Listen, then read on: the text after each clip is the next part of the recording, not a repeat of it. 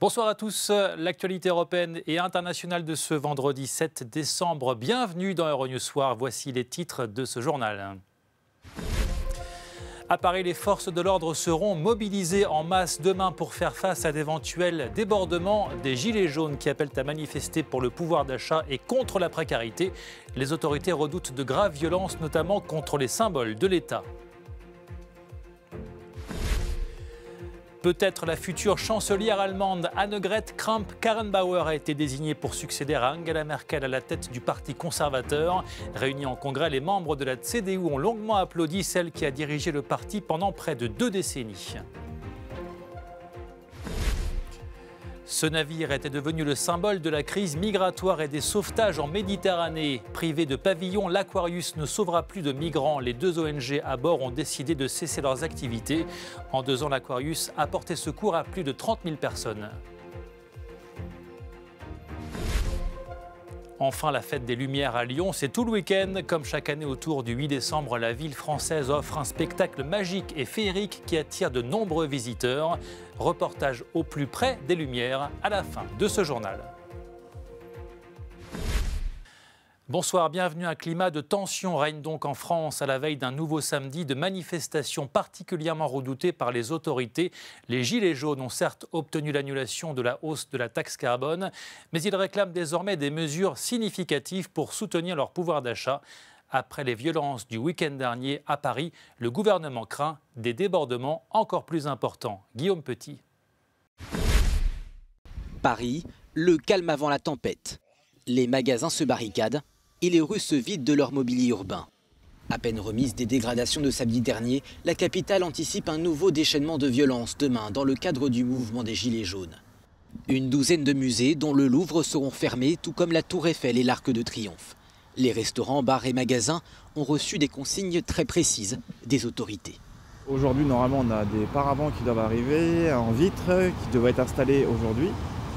Mais malheureusement, comme on a eu encore un arrêté préfectoral comme quoi il faut enlever les terrasses, et là il faut carrément mettre des palissades pour fermer l'établissement. Donc on a essayé de trouver une solution, on ne va pas les installer aujourd'hui, on va décaler l'installation. D'autres ont fait un choix plus radical. Ce responsable de cinéma gardera ses portes fermées. Ça sert à quoi d'être présent sur place? Les clients ne vont pas venir, eux. Ils ont peur. Je fais du cinéma de réédition, moi je fais des films des années 40, des années 50. Ce sont des vieux qui viennent chez moi. Qu'est-ce que vous voulez que je vais prendre un risque aux vieux? Les vieux, ils vont même pas venir eux-mêmes, vont même pas venir. Donc c'est pas la peine qu'on perde du temps.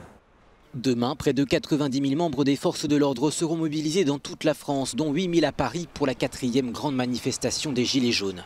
Le ministère de l'Intérieur français s'inquiète d'une minorité de personnes décrites comme violentes et prêtes à en découdre. Des appels au meurtre ont même été lancés sur les réseaux sociaux. Cette personne exprimait sur les réseaux sociaux sa volonté de, je cite, dégommer des monuments et de tuer la République. Et il évoquait la manifestation du 8 décembre. Apparaissait d'ailleurs sur son Facebook un message qui considérait, j'ouvre les guillemets, qu'un bon flic est un flic crevé. Christophe Castaner qui décrit le mouvement des Gilets jaunes comme, je cite, un monstre qui a échappé à ses géniteurs. Suite au débordement de la semaine dernière, la police a été obligée de changer sa stratégie. Les 8000 policiers dans la rue de la capitale ont pour ordre explicite d'aller au contact physique, ce qui n'était pas le cas lors des autres manifestations. Aussi, 12 véhicules blindés seront stationnés dans la rue de Paris, une première depuis la Seconde Guerre mondiale. Demain, Paris ressemblera davantage à une forteresse qu'à la ville lumière. Stéphane de Vries pour Euronews à Paris. Parallèlement au mouvement des Gilets jaunes s'est greffée une autre contestation, celle des lycéens en colère contre les réformes du baccalauréat ou de l'accès à l'université. Là aussi, des violences ont éclaté en marge des manifestations et une vidéo montrant l'arrestation d'une centaine de jeunes fait polémique. Stéphane Amalian. Les lycéens manifestaient aujourd'hui dans toute la France, notamment à Lyon, où des débordements ont eu lieu, avec des incidents entre lycéens et forces de l'ordre. Jets de projectiles contre gaz lacrymogène. La colère des jeunes se fait entendre alors que des étudiants et des professeurs ont rejoint le mouvement. On se rend compte que les réformes qui ont été faites l'année dernière sur Parcoursup et qui s'annoncent avec la réforme du bac portent un risque de creusement encore plus important des inégalités. Donc voilà, ça s'inscrit aussi dans ce contexte-là et c'est peut-être le moment d'obtenir des choses. Même colère à Paris où des dizaines de lycées ont été perturbés. Les élèves ont convergé jusqu'à la place de la République pour faire entendre leur voix.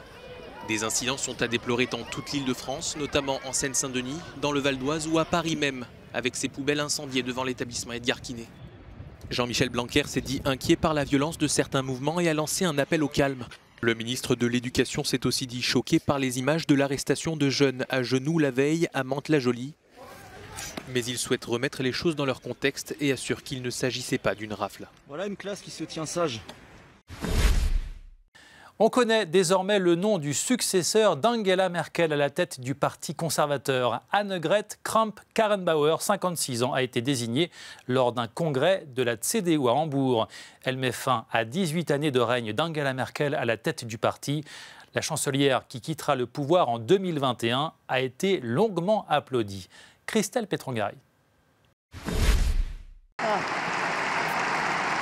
Une longue standing ovation et beaucoup d'émotions pour les adieux d'Angela Merkel à la tête de la CDU. Après 18 ans de présidence, la chancelière allemande laisse les rênes du parti conservateur. À Hambourg, la chancelière a tracé sa feuille de route. Lors du congrès de ce parti à Hambourg, nous élirons une nouvelle direction du parti. Elle préparera la CDU pour la période qui suivra mon départ et le processus de création d'un nouveau programme du parti.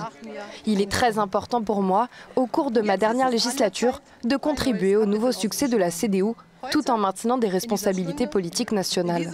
Maintenant, il est temps d'ouvrir un nouveau chapitre. À l'heure qu'il est, je suis envahie d'un sentiment dominant, la gratitude. Ce fut un grand plaisir et un honneur. Merci. Avant de passer la main, la chancelière a défendu avec vigueur son héritage politique et ses valeurs chrétiennes démocrates. Elle a également fait de nombreuses mises en garde, comme la remise en cause du multilatéralisme ou le repli national. Angela Merkel a été contrainte fin octobre de renoncer à se représenter à la tête de son parti après 2 élections décevantes. La chancelière quitte la tête de la CDU, mais entend rester chancelière jusqu'à la fin de son mandat, en 2021.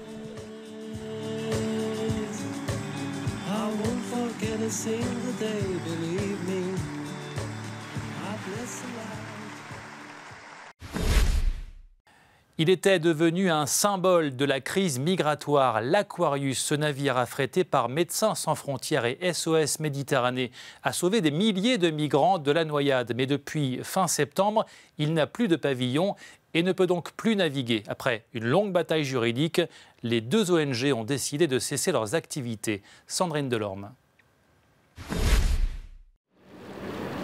L'Aquarius, le navire de secours en mer de Médecins sans frontières et d'SOS Méditerranée, ne sauvera plus personne. Même si les 2 ONG refusent de rester les bras croisés alors que des gens continuent de mourir en mer, elles se sont résignées à mettre un terme aux opérations de sauvetage de l'Aquarius, devenu le symbole de la crise politique autour de l'accueil des migrants. Privé de pavillon par Gibraltar puis par le Panama, le navire s'est retrouvé bloqué à Marseille début octobre. La semaine dernière, Berne lui avait refusé le pavillon suisse malgré une pétition citoyenne. Pour nous, il y a une combinaison de facteurs. Ce procureur en Italie qui a demandé la saisie du bateau et notre recherche de pavillon nous ont amené à penser qu'il n'est plus possible de continuer avec ce bateau. Mais cela ne veut pas dire que nous ne reviendrons pas avec un autre navire. Fin novembre, la justice italienne avait donc aussi demandé le placement sous séquestre de l'Aquarius pour une affaire de traitement illégal de déchets. Depuis février 2016, ce navire avait pourtant aidé à sauver près de 30 000 personnes en détresse en mer Méditerranée. En juin dernier, nous étions à bord. Le navire cherchait alors un point de chute pour 630 personnes recueillies. Ces gens ont déjà passé beaucoup de temps en mer. Ils ont vécu de terribles sauvetages et la plupart d'entre eux ont beaucoup de difficultés à raconter ce qu'ils ont vécu. Après avoir dû errer pendant une semaine en Méditerranée, après le rejet de Malte et de l'Italie, la crise diplomatique européenne s'était apaisée lorsque l'Espagne avait finalement décidé de recevoir le navire et de donner une chance de refaire leur vie à ces migrants sauvés des eaux. Le dernier adieu au 41e président des États-Unis, George Herbert Walker Bush, a été inhumé au Texas. De nombreux Américains se sont massés sur le parcours du train qui transportait son cercueil. À bord de ce train, le cercueil du 41e président des États-Unis. Ce convoi spécial a fait le trajet depuis Houston jusqu'au campus universitaire où se trouve la bibliothèque présidentielle George Bush. Des Américains s'étaient massés le long de la voie ferrée pour un dernier adieu. 1 heure plus tard, le cercueil a rejoint sa dernière demeure après une ultime cérémonie supervisée par son fils George W. Bush, 43e président des États-Unis. George Bush père repose désormais dans une parcelle funéraire privée derrière la bibliothèque présidentielle qui lui est dédiée. Dans moins de 6 mois auront lieu les élections européennes. Tous les partis politiques se préparent pour ce rendez-vous crucial qui aura également valeur de test national. On s'intéresse ce soir aux socialistes européens en net déclin dans plusieurs pays du continent. Aujourd'hui, les sociodémocrates sont à la recherche d'un nouveau souffle et c'est tout l'objet d'un congrès qui se tient actuellement à Lisbonne. Reportage Elena Cavallone, Sandrine Delorme. Les socialistes européens tentent de tirer les leçons du Brexit, de l'élection américaine, de la menace des fake news. Autant de signaux qui alertent les forces progressistes à l'approche des élections européennes. À Lisbonne, pour le congrès du Parti socialiste européen, ont été mises en place des formations pour les militants qui, en campagne, seront amenés à lutter contre la désinformation. Marie Lafeber, secrétaire générale adjointe, estime qu'il est temps de mettre en avant les faits pour étayer les convictions. Nous pensons qu'il est important de parler du contenu, bien sûr, mais il faut également parler des faits, faire la différence entre les suppositions et la vérité. Donc je pense qu'il est important de contrer cette désinformation et c'est la leçon que nous avons tirée du Brexit. Le Parti socialiste européen doit donc trouver de nouvelles voies pour présenter son agenda progressiste. Virginia Ramos était la directrice de campagne d'Alexandria Ocasio-Cortez, la plus jeune femme jamais élue au Congrès chez les démocrates américains. Elle suggère un changement d'approche. Je pense que l'on parle beaucoup des partis et pas assez des gens. Plus les politiciens pourront voir, se rendre compte de qui sont les gens, de ce qui est important, de ce qui se passe dans leur vie et travailler avec eux pour trouver des solutions, plus cela changera vraiment les choses. Les sondages suggèrent que les socialistes risquent de perdre beaucoup aux élections européennes. Leur défi sera de regagner la confiance de leur base électorale qui se sent abandonnée. Ce n'est pas une coïncidence si le congrès des socialistes européens se tient au Portugal, où le gouvernement socialiste bénéficie d'une forte popularité, une exception en Europe. La politique portugaise inspirera peut-être la stratégie à suivre pour les mois à venir. Elena Cavallone, Euronews, Lisbonne.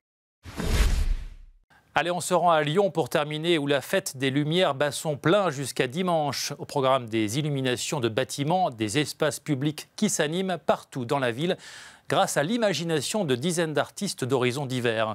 Cette année, la fête se déroule dans un contexte particulier avec le mouvement des Gilets jaunes qui fait craindre des incidents. Mais les touristes n'ont pas l'intention de bouder leur plaisir. Reportage Cinzia Rezzi, Christelle Petrongari. Des faisceaux de lumière sur Lyon. Quand la nuit tombe, la ville française se transforme grâce à une scénographie de toute beauté qui met en valeur ses plus beaux attributs. Lyon allume les lumières pendant 4 jours à l'occasion de la Fête des Lumières. 3 millions de personnes sont attendues ici venant du monde entier. Cette édition se déroule dans un contexte particulier marqué par la mobilisation des Gilets jaunes et la marche pour le climat. Des façades en trompe-l'œil, des places qui s'animent et des images qui se reflètent dans la Saône. Plus de 40 installations lumineuses créent une atmosphère féerique dans une grande partie de la ville. Des créations signées par 80 artistes venus de 12 pays. La fête des Lumières est née au 19e siècle, quand les Lyonnais plaçaient des bougies sur leurs fenêtres le 8 décembre pour remercier la Vierge Marie d'avoir épargné Lyon d'une épidémie de peste. Il y a toujours des nouveautés, ça fait une dizaine d'années qu'on vient et il y a toujours des choses incroyables. C'est si joli ici, nous étions juste à l'hôtel de ville. Partout où tu marches, c'est comme s'il y avait plus de lumière et c'est comme si c'était sans fin, c'est génial. Nous venons du Japon et nous voulions voir ce festival. Nous venons de très loin. Et ça vous plaît? Et on aime ça. Comme c'est le cas depuis 2 ans, le périmètre de la fête est fermé aux véhicules et comprend près de 40 points d'entrée avec contrôle et palpation. Seul ombre au tableau, le risque de débordement, notamment lors de la manifestation ce samedi des Gilets jaunes. C'est très bien. On a fait le côté du Vieux-Lyon, là, la basilique, là c'est magnifique. C'est ce qu'on aime le plus pour le moment. Et qu'est-ce que vous pensez de qui a dit qu'il fallait l'annuler à cause de ce que c'est en train de passer pendant ce jour? Il faut surtout pas, il faut qu'on ait un peu de bonheur plutôt que d'avoir des mauvaises nouvelles. Et là, aujourd'hui, c'est féerique, donc c'est très bien. Dès la nuit tombée, Lyon s'éclaire, des déambulations lumineuses à savourer jusqu'à dimanche, 23 h.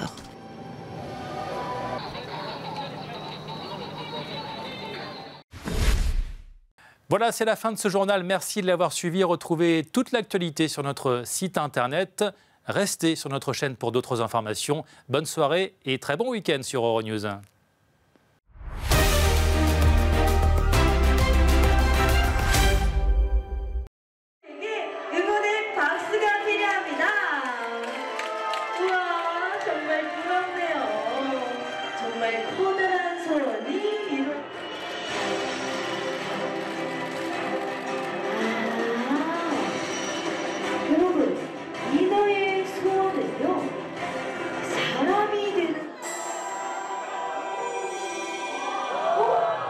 소리가 다